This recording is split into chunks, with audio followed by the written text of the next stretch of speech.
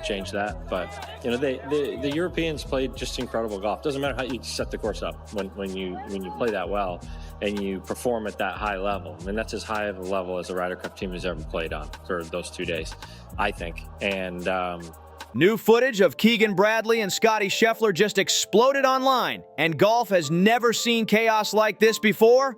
What was meant to stay behind closed doors is now front-page madness, dressed up in polos, whispers, and pure pride.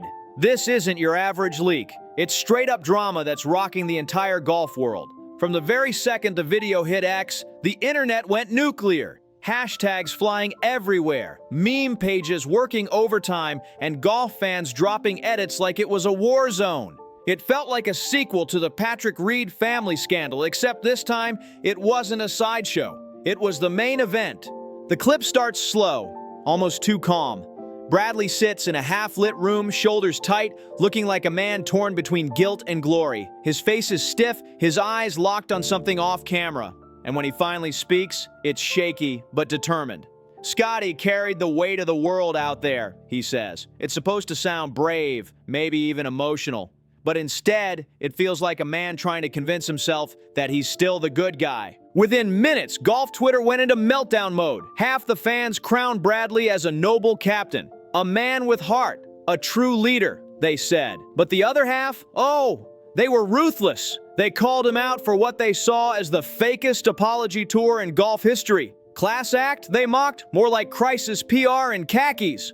Memes dropped faster than birdies at Augusta. One viral post summed it up perfectly. He's not protecting Scottie, it read. He's protecting his own image. Boom! That line spread like wildfire. Then came the conspiracy theories, and they were wild. Some fans swore this wasn't just a leak, but a full-on PGA setup, secretly recorded and released by someone on the inside to expose what's really been happening behind the scenes. The idea sounded insane, but the timing? Way too perfect to ignore. This wasn't just a video. It was a bomb dropped right in the middle of golf's most polished image, and everyone's watching to see who explodes next. Others were convinced the footage came straight from a player's own phone, filmed in secret behind everyone's back, like a setup waiting to explode. Some swore it was leaked by a teammate who'd finally had enough of the fake smiles and locker room politics. Then, out of nowhere, an anonymous Reddit user dropped a wild claim, calling it a full-blown European psyop.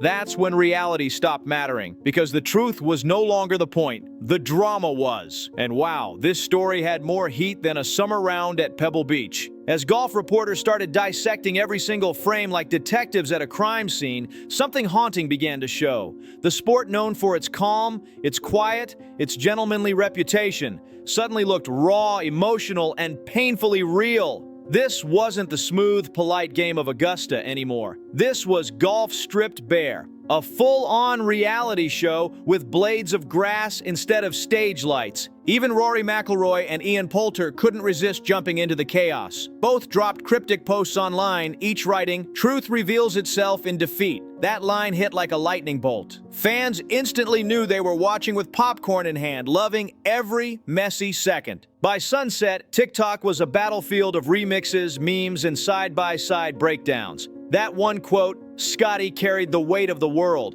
became the sport's new emotional war cry. It was golf's version of, "We were on a break and nobody could escape it." At that point, this wasn't just a scandal anymore. It had evolved into a full-blown awakening. Fans even gave it a name, the Bethpage Breakdown. What was supposed to be Team USA's heroic comeback at Bethpage Black turned into a living nightmare. The course that was meant to symbolize pride and redemption ended up becoming the burial ground for American confidence. The crowd came roaring in, flags waving high, hearts filled with payback energy. But by the end of the day, they walked out quiet, drained, and mumbling to themselves. Bethpage wasn't just a loss. It was heartbreak in high definition. What went wrong? Day one. That's where the whole nightmare started. Scottie Scheffler, the man known for being ice-cold under pressure, teamed up with Russell Henley, a pairing everyone thought was untouchable. Golf fans called it destiny, analysts called it strategy. But golf, that beautiful and brutal game, had a completely different script waiting to play out. Rory McIlroy and Tommy Fleetwood stepped up like executioners in polos, slicing through that dream team with surgical precision. Every swing was a statement, every putt a dagger. It wasn't just a loss, it was a dismantling, clean and cold, like surgeons cutting through hope itself. With each shot that veered off course, the crowd's energy drained out of Bethpage. You could feel it in the air, that slow, sinking realization that something was going terribly wrong. The cheers turned into hesitant claps. The swagger that once filled the stands faded into disbelief. And before anyone realized it, that electrifying New York buzz had gone dead silent,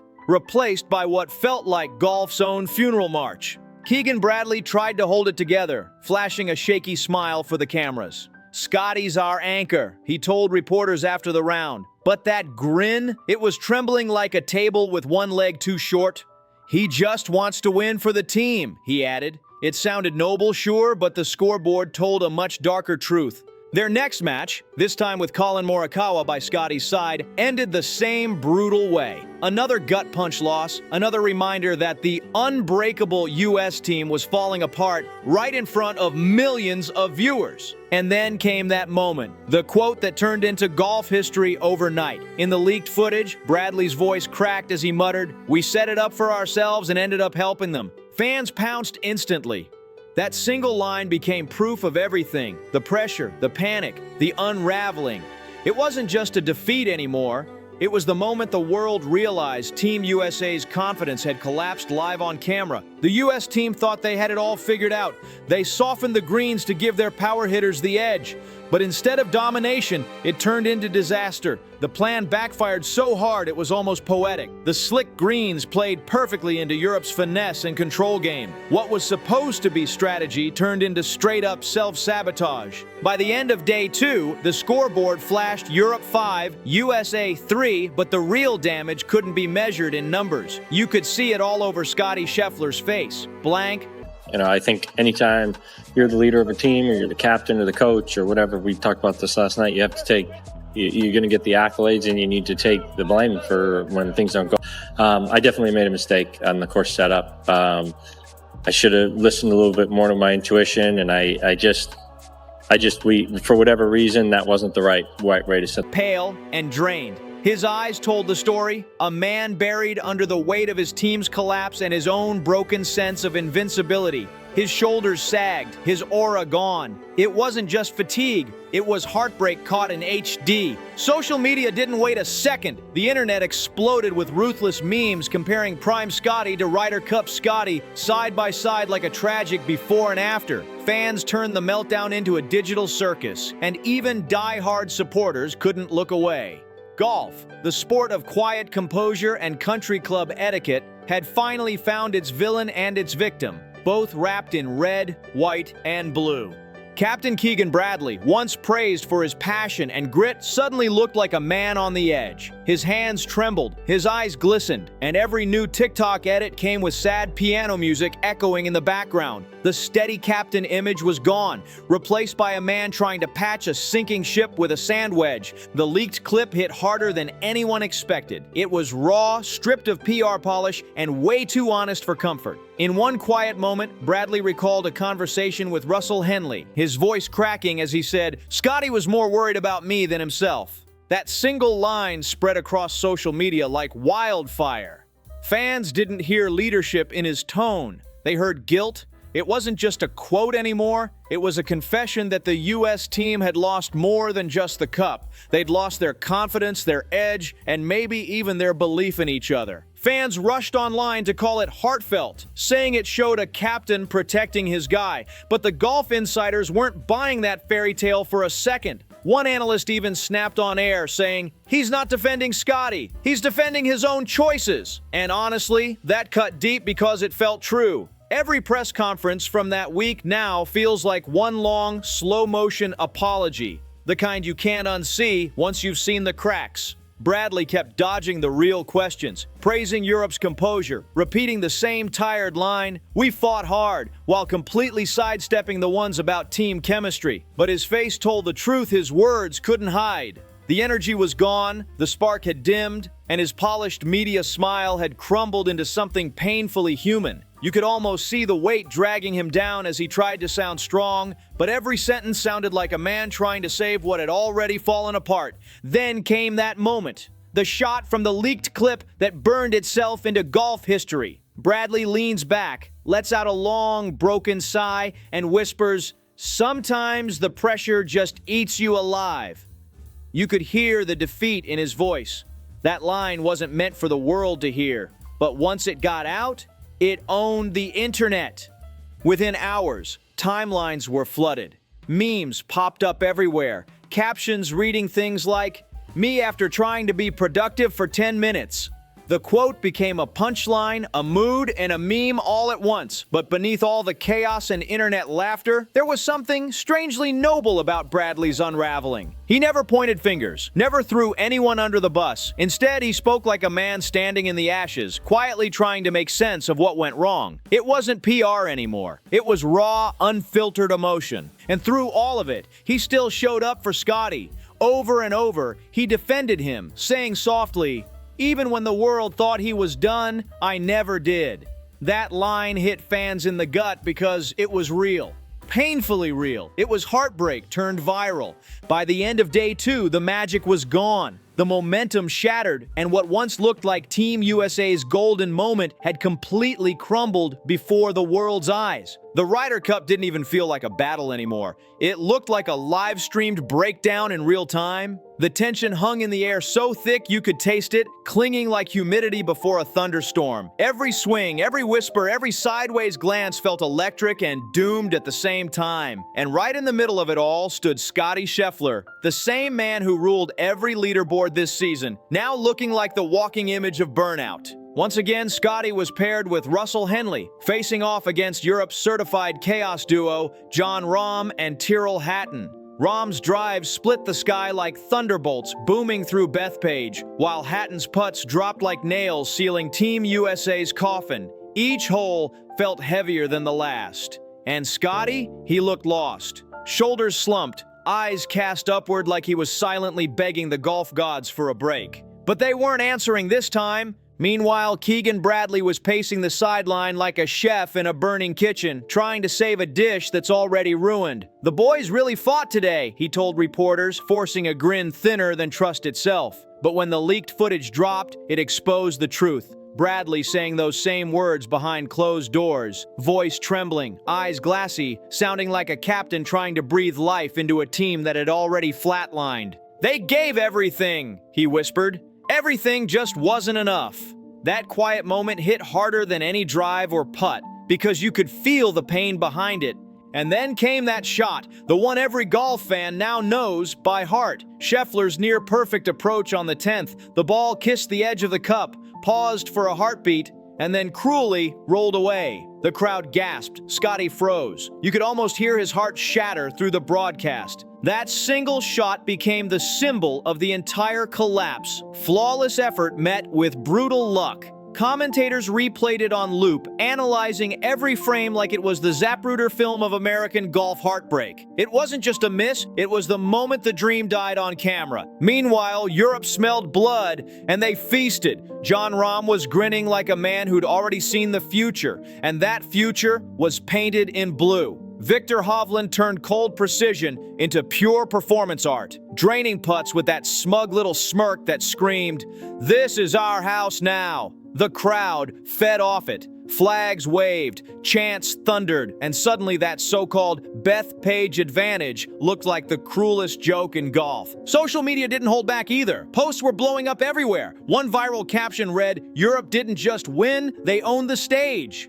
Fans couldn't stop sharing it. Even neutral golf followers started calling it the most emotional Ryder Cup in decades. Every hole carried the weight of history, every missed shot echoed louder, and every European celebration cut deeper. The Americans looked done. You could see it in their faces, a mix of disbelief and fatigue. They'd trained for war, but somewhere along the line, they realized the enemy wasn't Europe. It was their own reflection staring back at them. By the final morning, Keegan Bradley's press conference felt less like a rally and more like a eulogy. He sat there under bright lights, voice cracked but steady, forcing out, "We're gonna fight till the last putt drops." But the energy was gone. Everyone in that room felt it. The spirit had already surrendered. Behind him, Scottie Scheffler sat motionless, his eyes lost somewhere in the distance, maybe replaying every single putt that refused to fall. The man who once looked unshakable now looked haunted, a ghost trapped inside the biggest stage of his life.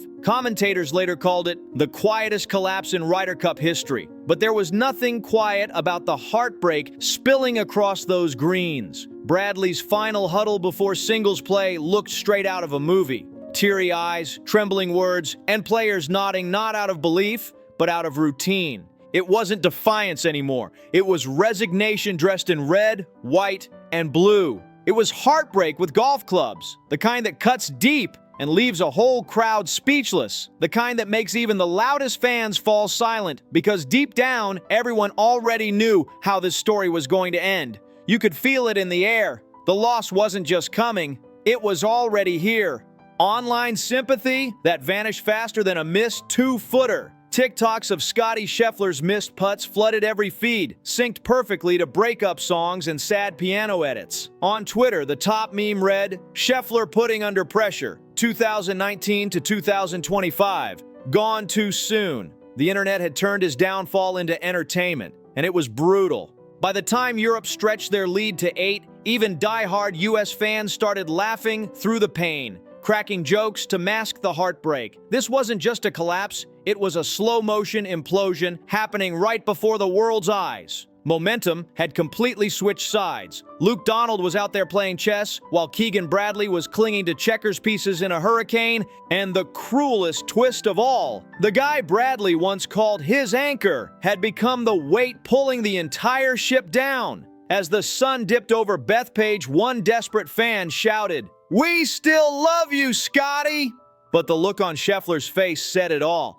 Love doesn't win trophies. That blank stare, that tight jaw, it was the face of a man watching everything slip away. The 15th green was supposed to be just another miserable checkpoint in a rough round, but instead it became a full-blown crime scene. Ego, pressure, and public meltdown all colliding in one moment. It started small. A few drunk heckles, sarcastic claps after a missed putt, harmless teasing that should have rolled right off Scottie's back. But in one explosive second, he snapped. Cameras caught everything. Scottie stepped away from his ball, jaw locked, eyes burning holes straight into the crowd. You could practically hear the tension crackle through the air. Justin Rose glanced over, Tommy Fleetwood tried to hide a grin, and even Bryson DeChambeau muttered something under his breath, trying to cool things down, but it was too late. Within hours, the fan videos were everywhere, shaky, uncut, and absolutely wild. One clip showed Scottie mouthing something that no one could quite lip read, while another caught a European caddy whispering,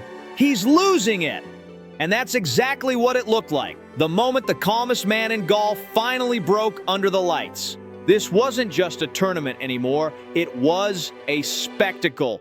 A fall from grace unfolding shot by shot, frame by frame, for the whole world to replay in slow motion. So what do you think? Did the pressure finally crush Scottie, or did the team's chaos drag him down with it? Drop your thoughts in the comments below, and then don't forget to like, subscribe, and share if you've been following this wild golf saga. See you on the next one!